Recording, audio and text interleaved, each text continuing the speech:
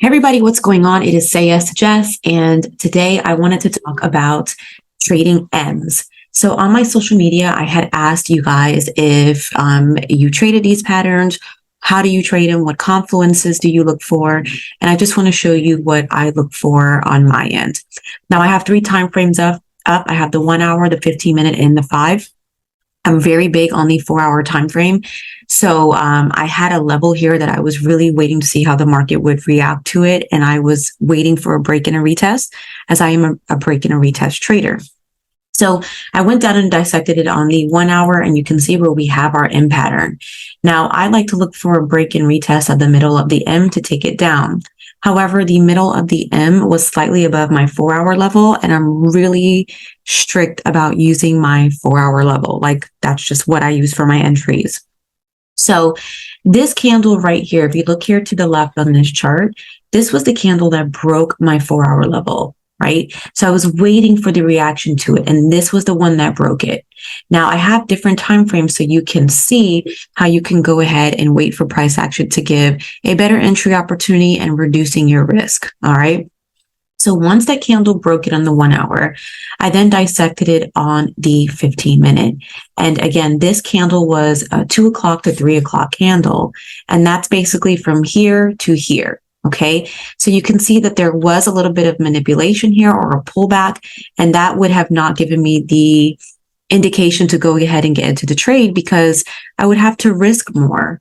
So I didn't want to do that. Like, I didn't want to have a bigger risk. I was waiting. So as I go down to the 15-minute, I can see that, okay, this price action is for making a support. It has broken my level, but I now need to see a retest. So once I saw it was dancing around this level, it was literally a matter of watching it on the smaller time frame. And I have all three open. So my break occurred between 2 to 3 p.m. It danced around till about 3:30, I should say, then giving me the opportunity of the retest at 3:30 to 3:35. So once I saw that there was rejection here on the 5 minutes, okay, and the market was creating those lower highs, that was my indication to go ahead and get into the trade. Now, the great thing about this is we get into that trade and we also have a bearish indication here with this candle. We get into the trade, excuse me. If you were late, this would have been the candle you would have gotten in on. So let me show you. This candle right here, for more advanced people, they probably would have known immediately to get into this trade, right? And if you know the name of the candle, go ahead and say it in the comments. If someone wanted to see an actual retest where they can see the wick of the candle rejecting that structure, then they would have waited for this candle, and that closed at 3:35, giving you an entry right here at this bearish engulfing candle. So I'm going to do that because I mostly deal with newbies, and they usually are a little skeptical about their entries and trying to build their confidence. Now, I want to make sure I'm using a stop loss that is above my market structure.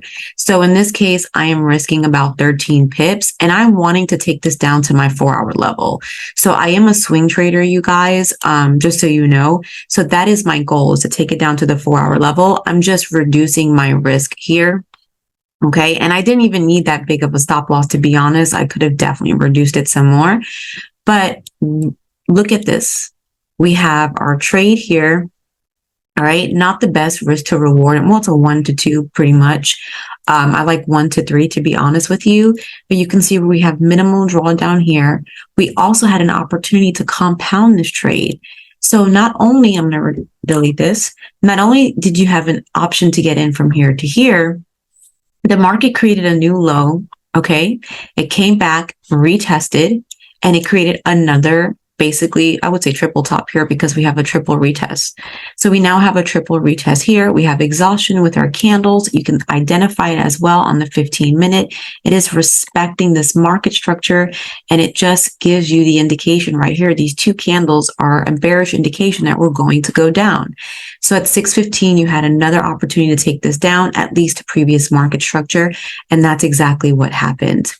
Then what we're looking for is to see if there's an additional opportunity to compound, and we got that. So we have support, a break, and retest, which you can see better on the 5-minute time frame, and you now have this doji indication. So we have rejection here with this doji, giving you another opportunity to take this trade. So all beautiful opportunities. The only thing I would say here that I did not like about this trade is that if I was using market structure as my stop loss, I don't like the 1 to 2 risk to reward, slightly over 1 to 2. It's just not my thing. However, it could have obviously been reduced, but I teach my traders to use market structure as they learn. And when they become more advanced, they can learn to reduce that. But it was a beautiful setup. We didn't have any drawdown on all of our trades, to be honest, and it played out perfectly.